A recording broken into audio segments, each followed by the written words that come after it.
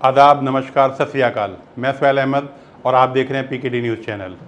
Quraish conference द्वारा आयोजित दिल्ली राज्य में पहले अधिवेशन पर समाज को संबोधित करते हुए ज़ोया कुरैशी ने कहा कि कुरैश कॉन्फ्रेंस में स्टूडेंटों को जोड़ना एक मील का पत्थर साबित होगा, जिसमें एजुकेशन स्तर पर बेहतर काम किया जा सकता है।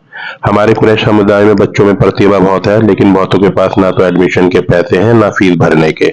लेकिन उससे बड़ी बात यह है कि कुरैशी लोगों में खुद के विचार एजुकेशन को लेकर काफी बेकार हैं, जो बदलने की जरूरत है। अगर समाज को बेहतर मुकाम पर लाना है तो इस सोच को बदलना पड़ेगा। और उन्होंने क्या कहा, देखें पूरा video. Assalamu alaikum everyone. My heartfelt greetings to the respected chief guests and audience present here. वैसे तो हम सब यहाँ मीट और उसके ट्रेड रिलेटेड इश्यूज के बारे में बात करने आए हैं, पर जैसा कि मुझसे पहले भी सबने बोला और मैं एज अ स्टूडेंट भी ये एम्फसाइज करना चाहूंगी कि अगर तालीम की कमी ना होती तो आज हमारे काफी मसले आसान हो जाते। Now I would like to talk about how much education holds importance for us Muslims. Education is a process of acquiring knowledge, skills and values of different areas that enables individuals to contribute to the social, economic and political well-being of their families and communities in meaningful ways. Without educating its citizens, no society can develop and prosper.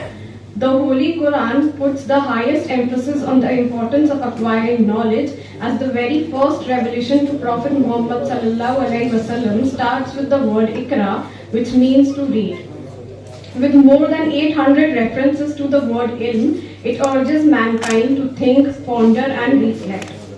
अब आगे बढ़ने से पहले मैं आप सबके सामने ये हाईलाइट करना चाहूंगी कि अभी हमारा एजुकेशन के मामले में क्या स्टेटस है।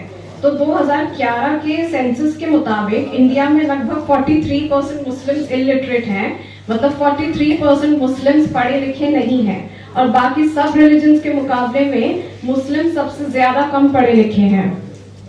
According to the All India Survey of Higher Education, the share of Muslim students in higher education has come down by 8%.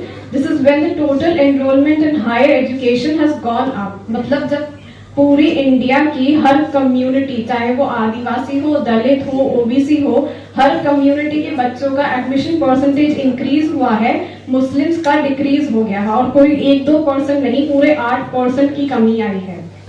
और ये पिछले 1-2 सालों की ही डेटा है, और ऐसा पहली बार भी हो रहा है। मैं अगर आपको अपना एक्सपीरियंस बताऊं तो ग्रेजुएशन के बैच में, मेरे बैच में, मैं ऑल गर्ल्स कॉलेज में पढ़ी हूँ, तो 72 में से सिर्फ 3-4 लड़कियां ही मुस्लिम थी मुझे मिलाकर। अब टीचर्स की बात करें तो टीचर्स की भी शदीद कमी है, सिर्फ 5% टीचर्स मुस्लिम है हिंदुस्तान में। If I talk about representation of us in different sectors, तो सिविल सर्विसेज में हम सिर्फ 3% है, रेलवे में 4.5%, पुलिस में 6% और मेडिकल में हम सिर्फ 4% हैं। इसी साल जब नीट एग्जाम का रिजल्ट निकला, जो कि मेडिकल का एग्जाम होता है, तो उसकी टॉप 50 जो टॉपर्स की लिस्ट थी, तो उसमें सिर्फ एक मुस्लिम कैंडिडेट थी, और अच्छी बात यह है कि वो एक फीमेल थी। अब आप ये सोचिए कि अगर हम मुस्लिम डॉक्टर्स बनाएंगे नहीं तो उनके पास जाएंगे कैसे। इस हालात के कई रीजंस हैं। It is generally attributable to a combination of socio-economic factors, educational disparities and real and perceived discrimination. Economic challenges यही है कि हमारी कम्युनिटी के कई लोगों के पास इतने पैसे नहीं है कि वो एडमिशन और कॉलेज की फीस भर पाए।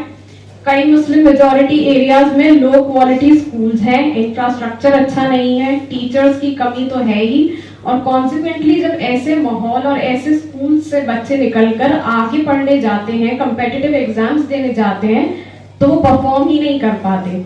यूपीएससी 2022 में 1000 के करीब कैंडिडेट सिलेक्ट हुए, तो उनमें सिर्फ 29 मुस्लिम कैंडिडेट्स थे। इकोनॉमिक रीजंस, इंफ्रास्ट्रक्चर, डिस्क्रिमिनेशन, ये सारे रीजंस एक तरफ हैं, पर एक बड़ा रीजन ये है कि हमारे खुद के व्यूज एजुकेशन को लेकर काफी बेकार है। हम भूल जाते हैं कि कुरान में इल्म को कितनी इंपॉर्टेंस दी गई है। इस्लाम ने इल्म की वकालत एक ऐसे वक्त में की थी जब पूरी दुनिया जहालत में डूबी हुई थी, और फिर इल्म के दम पर ही हमने कितने साल राज किया पूरी दुनिया पर, चाहे वो ऑटोमैन एम्पायर हो, फिर मुगल एम्पायर, उसमें भी एजुकेशन को काफी इंपॉर्टेंस दी गई, पर हम भूल गए। Many important new procedures were transmitted to medieval Europe from Muslim regions, such as Arabic numerals, advanced mathematics, and the use of algebra. Sophisticated instruments and good navigational maps were first developed by Muslims. यानी कि दुनिया के जटिल से जटिल नक्शे भी Muslims ने ही सबसे पहले डेवलप किए थे। लेकिन अब हमारे हालात ये हैं कि हमने पिछले 300-400 सालों से कोई भी नई चीज इन्वेंट नहीं की है, हम दूसरों पर डिपेंडेंट हो गए हैं और अवार्ड्स एंड नोबेल प्राइजेस तो हमने जीते ही नहीं है। सिमिलरली ये भी कहा जाता है कि अगर आप मुसलमान हैं तो आपको साइंस एंड टेक्नोलॉजी से दूर रहना चाहिए, इस फील्ड में आगे नहीं बढ़ना चाहिए। But Islam does not oppose any modern inventions that are not beneficial to mankind, only that they should be used in the name of Allah and for his cause. Machines और instruments का कोई मजहब नहीं होता, ये हमारे ऊपर है कि हमारी नीयत कैसी है, हम उन्हें किस चीज के लिए इस्तेमाल कर रहे हैं। टेलीविजन पर आप बुरी और इमोरल चीजें भी देख सकते हैं और उसी पर आप इस्लामिक वीडियोस भी देखते हैं। तो पाबंदी इन्वेंशंस पर नहीं, उनके गलत इस्तेमाल पर होनी चाहिए। यहाँ तक तो हमने सिर्फ जनरल मुस्लिम पॉपुलेशन की बात की। अब अगर हम मुस्लिम औरतों की एजुकेशन की बात करेंगे तो हम काफी ज्यादा पिछड़े हैं। हमारे हुजूर हमसे कहकर गए कि इल्म हासिल करना मर्द और औरत दोनों के लिए ऑब्लिगेटरी यानी कि लाजमी है, फिर भी हम औरतों को पढ़ने से रोकते हैं और अल्लाह पाक की नाफरमानी करते हैं। In Islam, education is a divine command for both men and women, and hence no one can stop Muslim women from seeking education. हमारे पास कितनी ही इंस्पिरेशंस, कितने ही एग्जाम्पल्स हैं, चाहे वो हजरत आयशा के हों, हजरत खदीजा के हों, जिन्होंने खुद अपना पूरा कारोबार संभाला। We should remember that Allah Almighty makes the path of paradise easier for those who walk on it for getting knowledge. आखिर में मैं बस यही कहना चाहूंगी कि जब तक हम इल्म हासिल करके ये नहीं जानेंगे कि अल्लाह पाक ने इस दुनिया को कितना खूबसूरत, कितना बारीकी से और कितना कॉम्प्लेक्स बनाया है, तो हमें कैसे रियलाइज होगा कि अल्लाह पाक कितने ग्रेट है, उनका पावर क्या है। मैं बहुत शुक्रगुजार हूँ अल्लाह पाक की और अपने पेरेंट्स की अपनी तालीम के लिए, और यहाँ बैठे सभी बड़े लोगों से यही रिक्वेस्ट करूंगी कि वो हमारी कम्युनिटी को और एजुकेटेड और अच्छे मुसलमान बनाने के लिए स्कूल्स खोलें, स्कॉलरशिप्स दें, एग्जिस्टिंग इंफ्रास्ट्रक्चर्स में सुधार लाएं और ज्यादा से ज्यादा बच्चों को तालीम की ओर चलाएं दीन के साथ साथ। Thank you.